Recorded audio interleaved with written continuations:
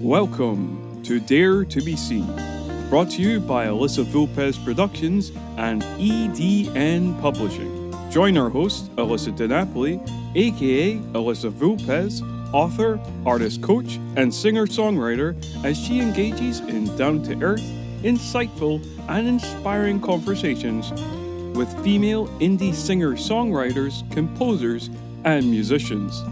We shall discuss the lessons and personal stories of women who dare to be seen, scratching beneath the surface to explore challenging truths, forge deeper connections, and foster personal transformation. Get inspired, share your gifts, and if you enjoy the show, spread the word by subscribing and reviewing it. And now, let's get started. Welcome to another episode of Dare to be Seen. I'm your host, Elisa di Napoli, aka Elyssa Vulpes, and today's episode features Heather Normandale. Heather has been part of the Bay Area folk music scene since 2006, when she moved there to be a part of the music community. She has performed and toured with a variety of bands and environmental activists over the years, using music and bicycles as vehicles for inspiration and environmental change. She has worked with Bay Area jazz artists, managing an 80-member yoga or voice choir for the YBCA, and her most recent musical collaboration is an all-women folk project called Sass and Harmony. Now, before we meet our guest today, I would like to invite you to go to tinyurl.com/daretobeseenpod, where you will be able to download for free my best-selling book, Dare to be Seen, From Stage Fright to Stage Presence, where you will discover how to turn your stage nerves into authentic confidence so you can perform at your best even if you are an introvert or you've been out of the game for a while. And now, here's our guest for today.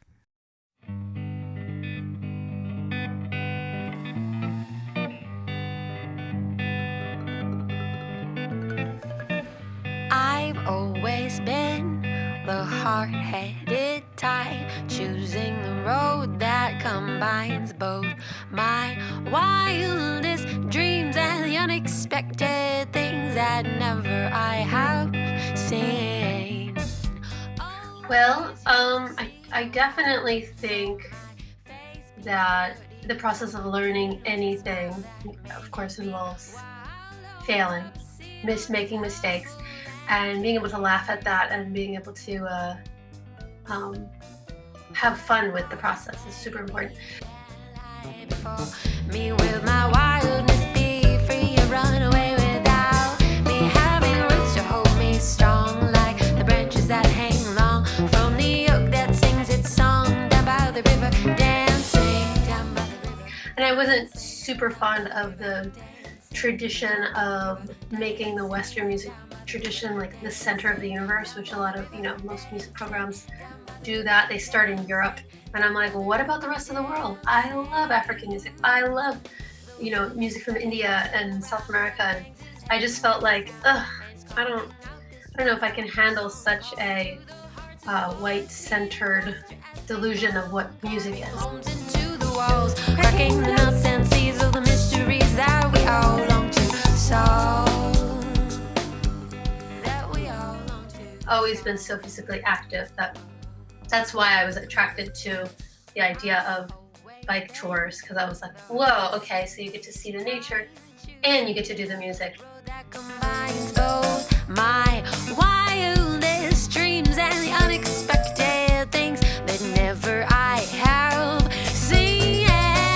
One cards may be that lie before me. Will my wildness be free or run away without me having roots to hold me strong, like the branches that hang long from the oak that sings its song down by the river, dancing down. I just felt like I was paying a lot more attention to things because everything had slowed down so much. So I was really like watching the leaves fall. I was really watching the birds.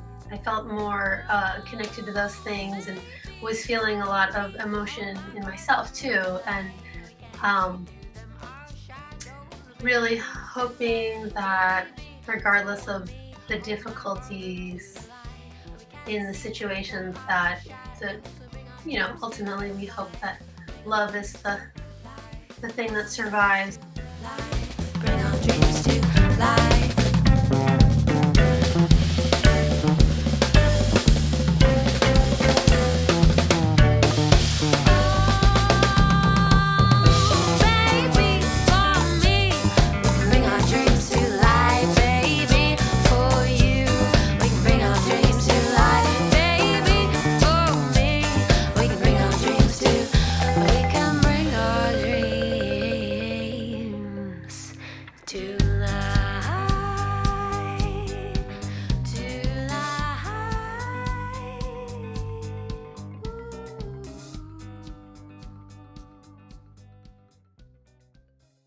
So let's welcome to the show Heather Normandale, all the way from California. Welcome to the show, Heather. Hello, thank you. Thanks for having me on.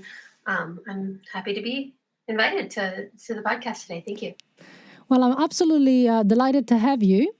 And I know that you enjoy not only music but also comedy. That came to me as a surprise, as a vehicle for healing and to make sad people and yourself around you happy. And that struck me when I learned about it, and I wanted to ask you a little bit more about this. So, what's your take on this? How did this start, and how does it work for you? Well, I definitely think that the process of learning anything, of course, involves failing, making mistakes, and being able to laugh at that and being able to um, have fun with the process is super important. And so I feel like I've been for many years involved with children's music and education, and have used puppetry and laughter is a great way to get people to learn things and not take themselves too seriously. And it kind of like healing and moving through blockages. Like if the healing and the music, or the laughter and the music are kind of together, I feel like there's more learning that takes place. There's more openness and receptivity. So yeah, and working with kids, of course, it made me do a lot of goofy things, working with puppets and singing really goofy songs. I used to get my friends to experiment with writing songs, even who weren't necessarily musicians by trade. But I was like, all of you could do a great job writing a kid's song. Just say whatever you want.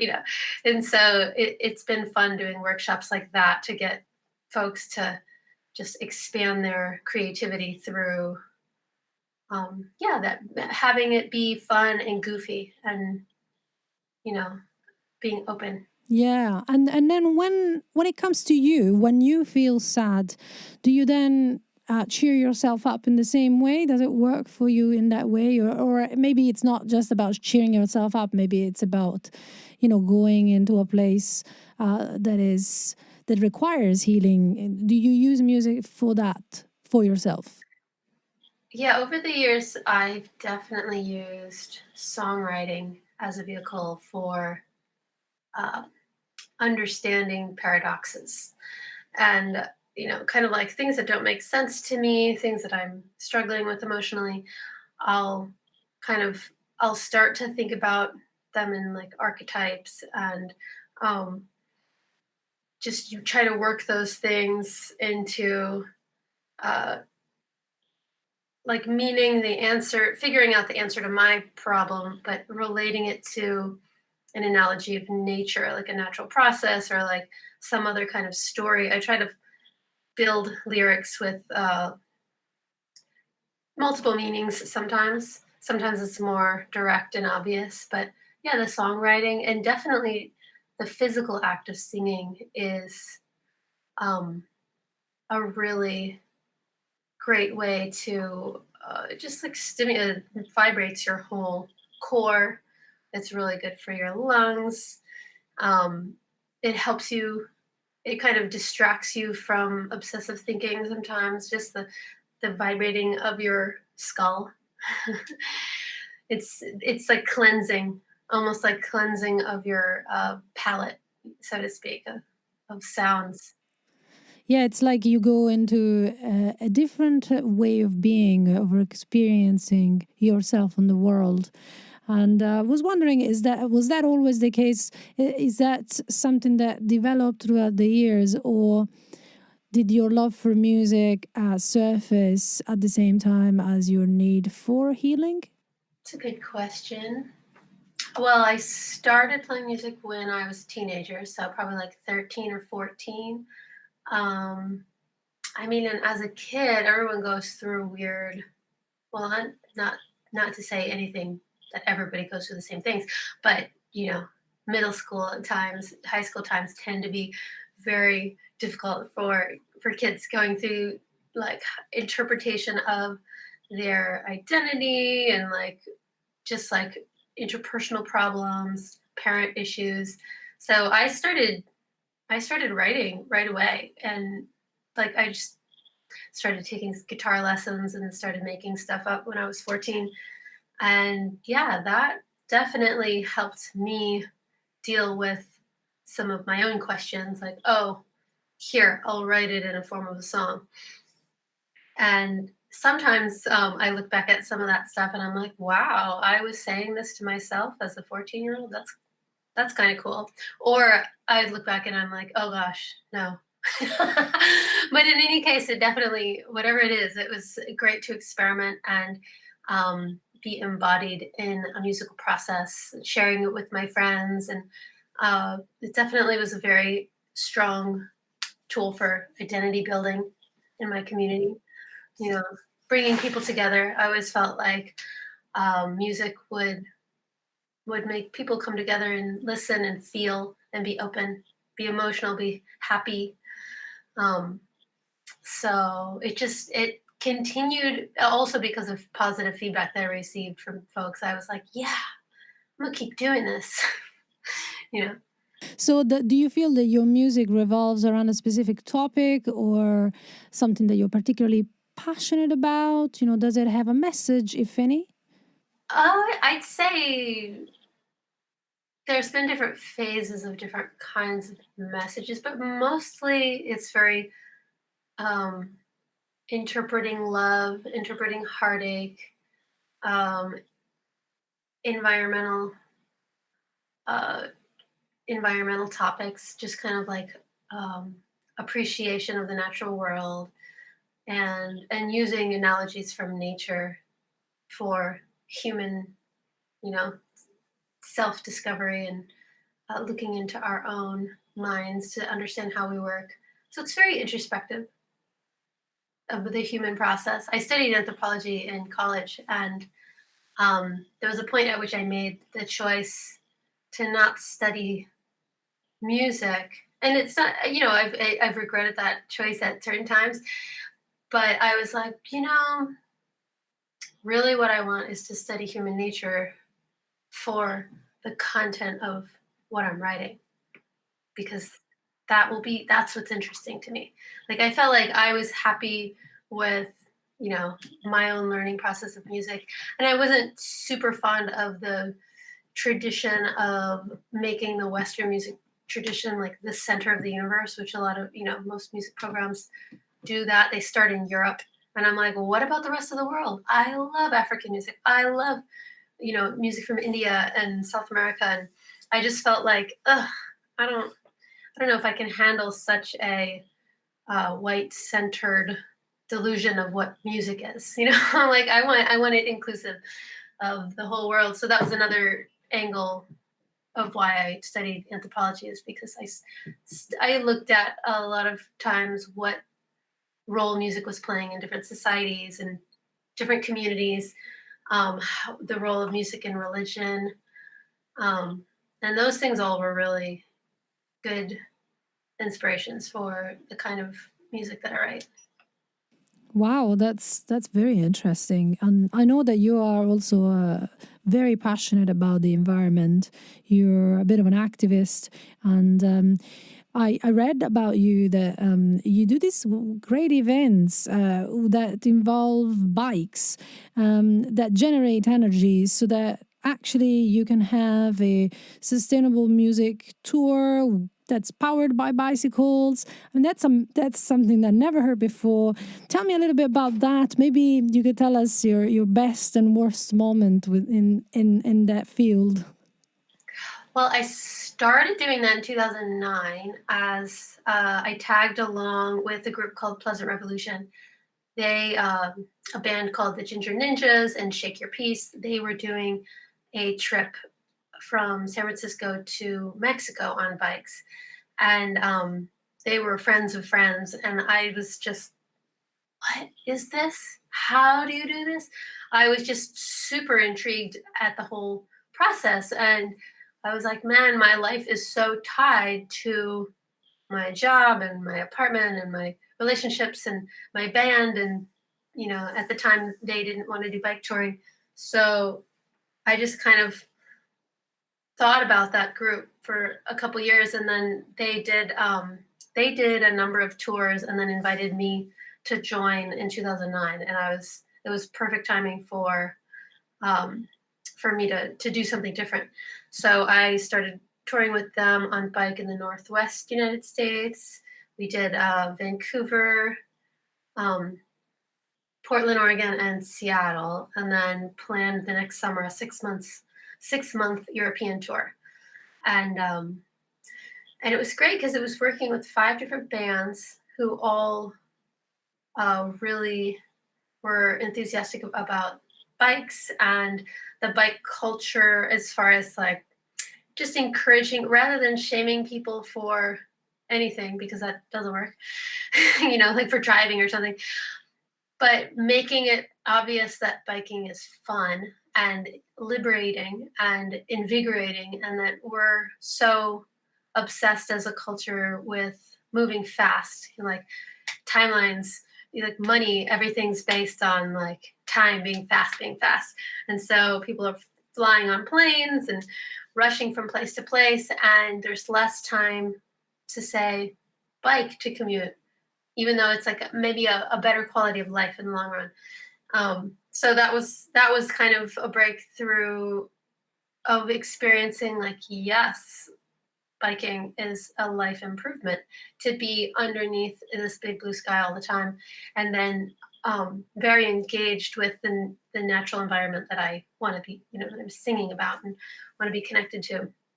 Um, the technical side of it with the bike generators, there's a number of really talented engineers throughout the area here in California, including a business called Rock the Bike that has been helping to develop the bike generator technology for the last 10 or 15 years.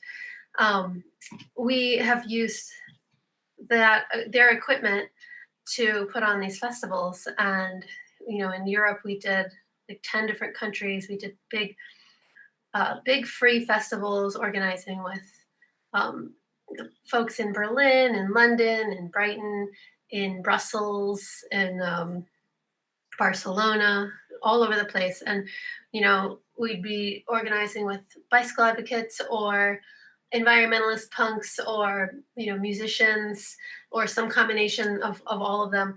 And it was really great to offer music for free and to kind of blow people's minds when they look and realize, oh, so I can pedal a bike and create the energy for this music. It's like a full circuit. People are able to contribute to a fun event and participate, take part, and also just kind of feels very empowering as a community to work together in that way to create your own power. Wow. And create your own message. And so do you have a time that you remember that was quite memorable doing this tour? A particularly memorable time that you had? Yeah. Well, so I did 2010. There were a couple tours throughout like 2012, 2014. We were doing Oahu, and then I did two tours. I did a tour in 2016 and 2018 from Canada back to San Francisco. And let me think, of all of those tours, the best moment, pretty memorable, was being invited to perform in a music fest in, I think it was Lars. It's right outside of Berlin in Germany. It was a festival that was put on in, there were a bunch of airplane hangars, and it was interesting because it was this very, like, previously very military-ish space that musicians took over and turned it into a music fest, and we performed it as a part of that festival, and that was really fun because a lot of it was like in the woods, on standing on tree trunks, and it was definitely visually memorable. Right. And did you have any bad times or times when perhaps didn't work out quite as expected? Yeah, let's see. I mean, I on that tour in Europe, I ended up breaking my arm, which was very out of what I expected. Um, I got in a bike accident and ended up in the hospital for 4 days getting surgery, and I was very lucky. I think as a result of touring for 5 months, my body had just a very quick metabolism, and it healed really fast from that accident, and I felt super supported. But it was definitely kind of a scary moment where I was like, well, what's going to happen? I'm in a foreign country. I have a broken arm. Are they even going to treat me? Like, how will I deal with the fees, like the cost of the injury and being in the hospital? But yeah, so I'd say that was probably a super scary moment, and maybe a result of being exceptionally tired. That's the one thing about when you're pushing yourself physically every day and you're trying to make the miles. You're going over mountains, you're carrying really heavy loads on your bike. It's emotionally, mentally, physically exhausting. And then you show up and you got to put on a show.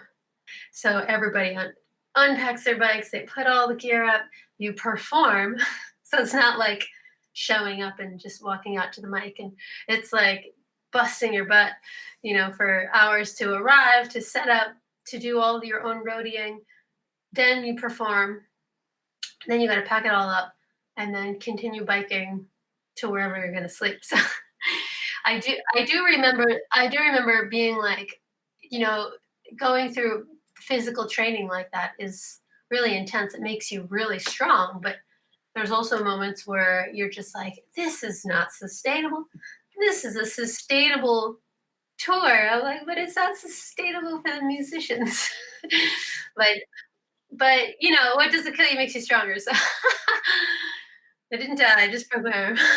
Yeah, I mean, I didn't realize you were actually carrying all the instruments on your bike up and down mountains. That either you are an athlete or you become one with this sort of training. I think it's a little of both. I don't think I've ever considered myself an athlete, but I've always been so physically active that's why I was attracted to the idea of bike tours, because I was like, whoa, okay, so you get to see the nature and you get to do the music and you're with other musicians. And so all the electricity that is used for the gig comes from the actual biking itself. Is that correct? Yeah. There's wheel mounted. Well, there was a couple different ways how the generators worked, but in a lot of cases there'd be like a stationary stand, and there was a little wheel attached to the stand that your bicycle wheel would touch against, and it would be held up on the stand at the skewer of the rear wheel, and so pedalers would ride and pedal the bike, and the wheel would spin, and it would spin the wheel on the stand that was the generating electricity. And that would go and be converted in from DC to AC power um, in a little junction box, and then go to the speakers and go to the soundboard microphones. So are you saying that after, having biked all day, then you would have to keep going? I mean, obviously not you because you would be performing, but somebody else would have to be doing that while you were playing? Is that how it works? Oh, right. Yeah, the audience. Actually, there always had to be enough crew members so that at any time if a band was performing, there would be other people available to get the bike started and to coach riders.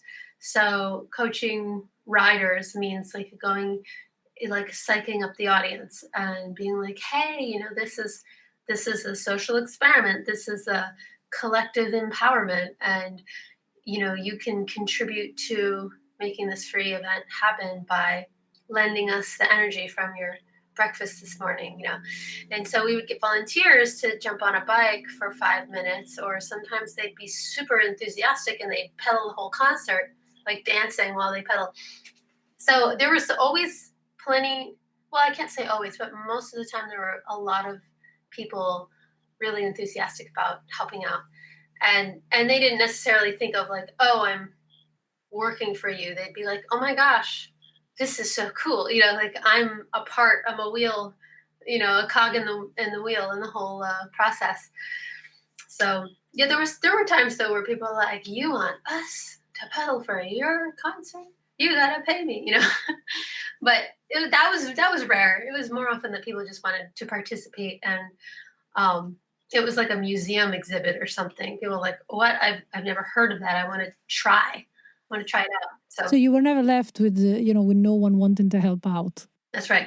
Good. Yeah. And so now that this, these big festivals are not happening anymore, what has been going on for you? How have you been doing, with this current situation? In the pandemic? Yeah, well, on the last tour in 2018, I started working with two other ladies that were on those bike tours, and we decided to put together a trio from our three bands, because we were all in different bands that toured, and we thought, what if our group was just three people?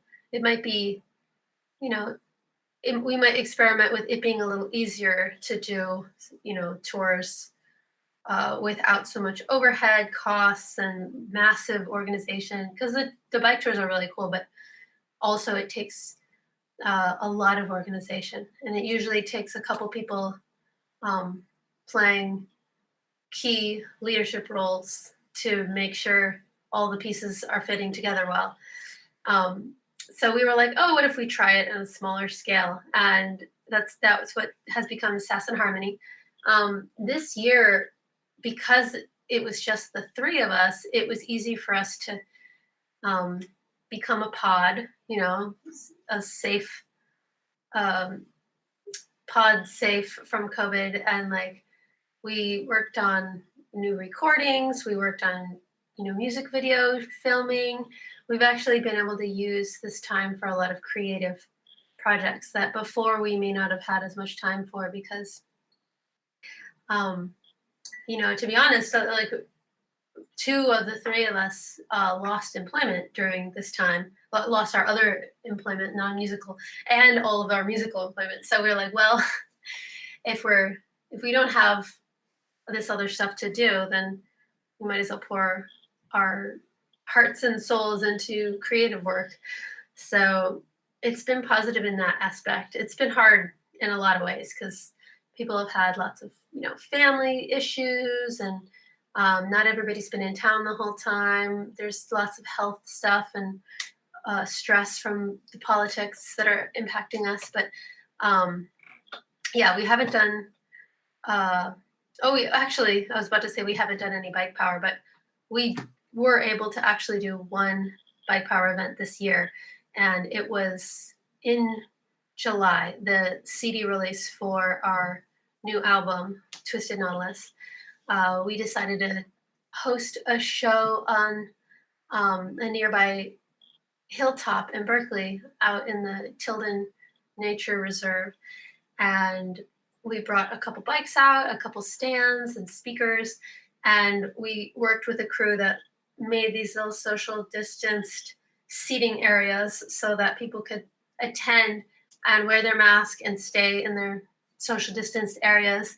And we had like a team of a couple people that were working on the bikes, so there wouldn't be a lot of, crossover contamination or concern for germs if different people use the bike. So that was very different than most of our bike shows, but it was very uplifting because it was like, for a lot of people, it's the only show that they've been to this year, because or since at least the shutdown in March. So it definitely was our highlight.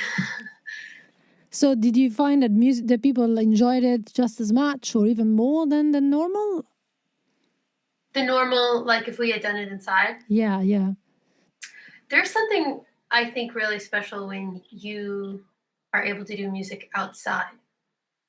And although you are dealing with wind and you're dealing with sun and like if there's a lack of shade, those are all factors that you have to consider. But there's a lot of times where music is played in like a dark, smoky bar and the floors are sticky and and that can still be fun. But to be out in nature in the middle of the day on a picnic blanket, I think a lot of people are really stoked about having that option. Absolutely. And how did you find the social distancing? How did that work? We like taped off areas.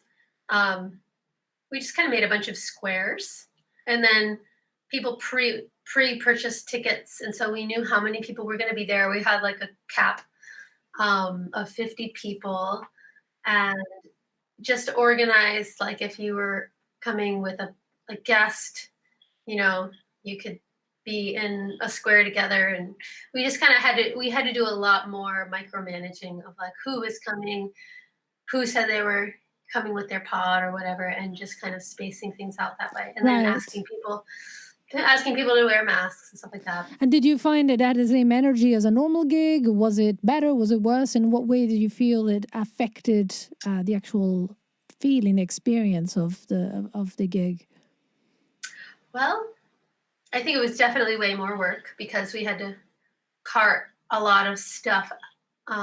Also, it was the location. The location was a couple of miles of biking. Just off the bat, getting all of our gear out there. But we've got cargo bikes, and so we can strap all this stuff to our bikes and get it out there. But it required a bigger crew. And when there's more people, there's more like directing, making sure all the pieces are happening. So yeah, I think because we've done this so much in the past, it felt pretty easy for us to pull off. But it's definitely more work than, showing up to a cafe, plugging into their sound system and playing. But it's also a totally different scenario. Like this was like our CD release and our biggest fans that showed up, and people were all really excited to support what was happening because they're like, oh, there's no live music anymore, and maybe this can be how we do that, in the future. But just to comment on the challenge that it took, we haven't done it since. So,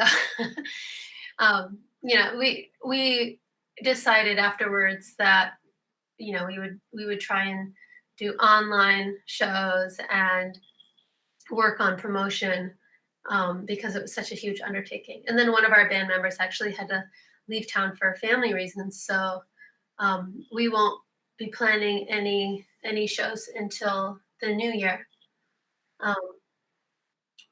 depending on how everything goes. But at the moment we're just trying to focus on working on recordings that we can send back and forth. And we were able to record a new music video called Drop the Seed over the summer. We just released that on Friday last week. And we recorded a whole other one that will be edited later in the month and released probably in January. So it's been good. It's hard to not be able to do the thing that you're good at. Like if we put a lot of time and energy into the music, and it's hard to be prevented from doing the thing that you love, like being in community and performing. But it's also, I think, serendipitous to, reframe how you're going to use your time. Like, okay, if I can't do this, maybe I'll have time to do the things I never have time for, which has become video editing for me, and then setting up a home studio so that I can fine tune my own engineering skills, because it's different and very valuable to have control of the uh, the process of recording instead of like doing it all really quickly, because if a studio take costs a lot of money by the hour, to be able to just spread out that process in a more gradual way, in a very like meticulous, listening to all the pieces and trying different things. I think it can be really nice to not have time be such a pressure. Right. So it sounds like you're really being quite wise with reframing the situation in a way that's helpful, using your time in the best way possible, even though sometimes it's not always the easiest way. The easiest because psychologically as well. As you said, you cannot do the thing you love, so that has an impact. But it's really good to know and to see that you haven't been beaten by that, and you've actually decided to use your time as well as possible. And so before the pandemic, I know that you didn't have as much time, but did you know how to mix and track your recordings, or is this a new thing for you? Well, the very first CD I made was in the year 2000, and that was at a music studio at my college, and so that was my first experience ever recording, and I was doing it all myself, alone in a studio, and it was a great learning process. I learned the basics of how to work with digital audio interface and how to mix, and I wouldn't say after that I was really proficient in it, but it was very helpful to then, when I was working with engineers, to understand the process that they were going through, and then to also learn from looking over their shoulder um, how to make it sound even better, how to edit and fine tune clips. Um, I've done, let's see, I made one in 2000. I released a CD with a band called Stitchcraft in 2004, and then in 2009, and then two solo albums that go by Heather Normandale, and then this Sass and Harmony album. So I've worked with engineers for all of the other CDs I've worked on, because it's like people that are engineers and producers. They have so many skills that they've gained over the years. Most of the time, I show up and do my thing. They do their thing that they're good at, right? But now with less paying work and with access to equipment that I share with the collective, the Biketopia Music Collective, I thought it's valuable to just use the time to educate myself and experiment with new things and see what I can produce at home. Because the worst case scenario, if I don't like it, I can say, okay, this is the demo for what I want to do in the studio. Then I'll know exactly what I want. So yeah, we've recorded the beginning of a new album for Sass and Harmony, which is exciting. We've got our demos set, and a new mic, and plans to work on that throughout the rest of this year and into next year. Right. And with this music video that has just come out, did you do that also by yourself, or was there somebody there to help you? How did that come about? Oh, so we had a brainstorming session as a band, just the three of us, and we listened through the song a number of times and wrote down what we were imagining, what we were visualizing while we were listening to the music. And then we developed a couple of ideas, deciding, okay, we'll film some of this in my house. And we had kind of some stop motion ideas to work with. And then we had some outdoor shots to shoot. And we hired a friend of ours who is a great videographer, Bunker Safert, and he also does drone videography. So he was able to get some great footage of us in the woods, and then some drone footage.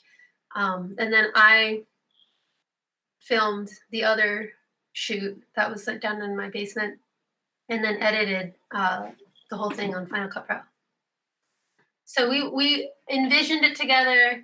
We managed it together as far as like getting the props, and we really just had one person externally from our group helping us out with the video, and did the rest ourselves.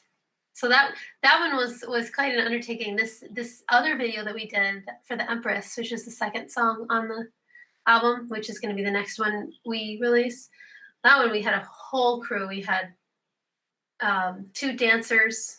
They choreographed a whole part for us that we learned. We had 2 videographers. We had like a couple of people helping out with props, and so it was much more of a crew experience. But we basically filmed everything in a couple of hours at the beach. So it was filmed partly in a cave, and then partly on this big rock at Red Rocks in Stinson Beach, overlooking like beautiful coastline. Wow. I can relate that as an independent musician, obviously, often we have to have different hats and just learn quite a lot of things. Learn how to edit, learn how to mix, learn how to shoot, learn how to play instruments. I know you also a multi-instrumentalist. You play the banjo, ukulele, the guitar, the marimba. Is there actually anything you can do? Well, I wouldn't say that I play proficiently in the marimba, but I got one recently, and both me and my bandmate Maisha have been learning melodies and rhythmic accompaniments for our songs, and it's been really fun to diversify our sound by adding in this like sound of wood and water. But I have worked with some really excellent marimba and vibes players in the past, and so I aspire to learn more on that instrument. But yeah, I've never played any bowed instruments or any brass or woodwinds. Those seem totally a mystery to me. Just instruments that have strings are usually based. They have got similar basics. It might be a different tuning, but it's just you figure out what the shape is. It's like, oh, okay, my fingers go on this shape, and this hand does the same thing. But when it comes to playing trumpets or something, or woodwinds, there's a whole other psychology involved. Your fingers do totally different things. Yeah, I can relate. I tried to play the trumpet. I tried to play the violin. Nah, I can play the guitar. I can sort of play the bass, but yeah, I think it's completely different. Yeah. So among all these instruments, is there one that is your favorite? I think the guitar is what I turn to the most often. Most of my songs are guitar songs. There's phases I go in where I play everything on the ukulele, but when it comes down to it, I feel like it's the easiest to play the guitar. I know the theory and the chords the best on that instrument. So yeah. And it's also inspiring to know that you are self-taught, and despite that, you are very proficient, and that it's an inspiring thing for people who maybe didn't go to music school, but they're still very good musicians. And so you wrote a song during lockdown called I Can't Help But Love. So before you play this song for us live, do you just want to tell us a little bit about how it came about? Yeah. In the beginning of shelter in place, I was spending a lot of time alone, and spending a lot of time walking in the nature areas near my house, and I just felt like I was paying a lot more attention to things because everything had slowed down so much. So I was really like watching the leaves fall. I was really watching the birds. I felt more connected to those things and was feeling a lot of emotion in myself too. And um, really hoping that regardless of the difficulties in the situation that ultimately we hope that love is the thing that survives through all the challenge. So I think it was just kind of me encouraging myself to see love in everything that's around me, to be grateful. I think it's a gratitude song. Long story short, being grateful for what I have, and by singing about that, it's really like reinforcing and reminding me and helping me feel it and embody it in a deeper way. Wonderful. Okay, so let's hear it.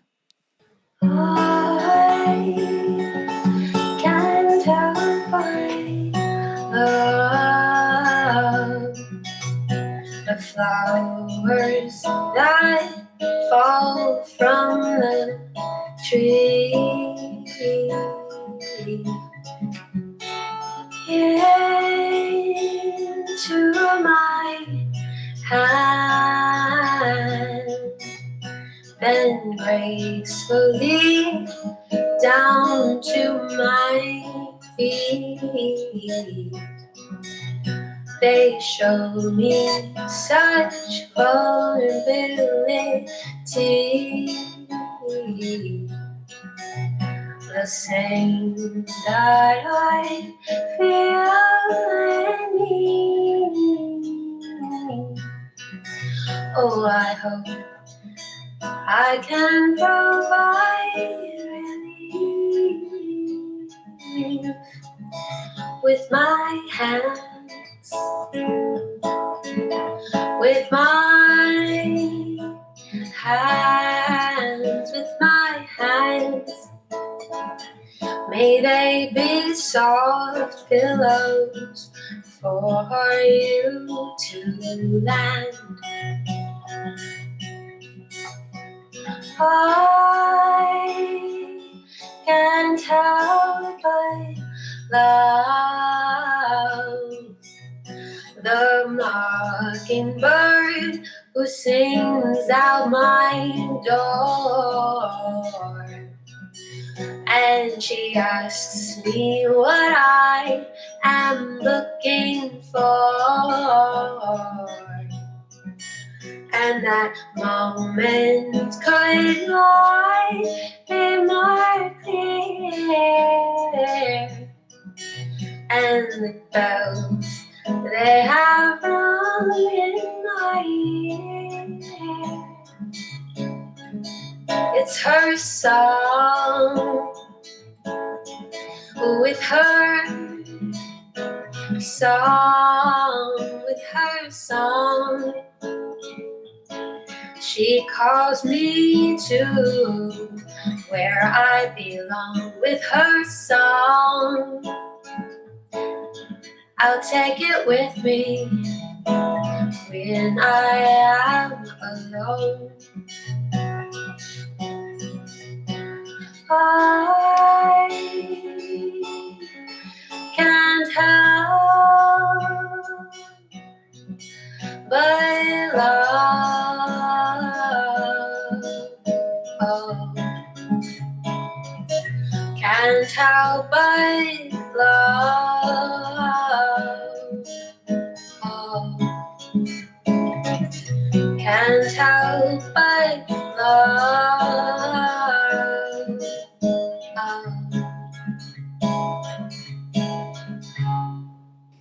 Ah, that was lovely. Thank you so much. You're welcome. It felt like being in a little folk club from this side. So if you want to hear more of Heather, just head on over onto the show notes and you'll find details about her website and her band, Sass and Harmony. And where do we find these videos that you mentioned, Heather? Oh yeah, so Sass and Harmony has a YouTube, and that's where the latest of our videos can be found. You can find us on Instagram, and we have a link tree there that has connections to all of our pages, to our website and our YouTube and Facebook. We've got it posted on our Facebook page as well, so you can take a look. Sass and Harmony on Facebook, and it's spelled Sass, S-A-S-S, letter N, and then Harmony. So if you look us up, be sure to put the N in there. Well, it's been a real pleasure having you here, and I just wish you all the best with your future endeavors.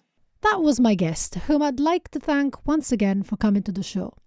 Every week, I'll be chatting to fantastic indie performers to uncover what it really takes to be a female independent singer-songwriter in this day and age, and how we can support one another to keep shining our light onto the world through our creative endeavors.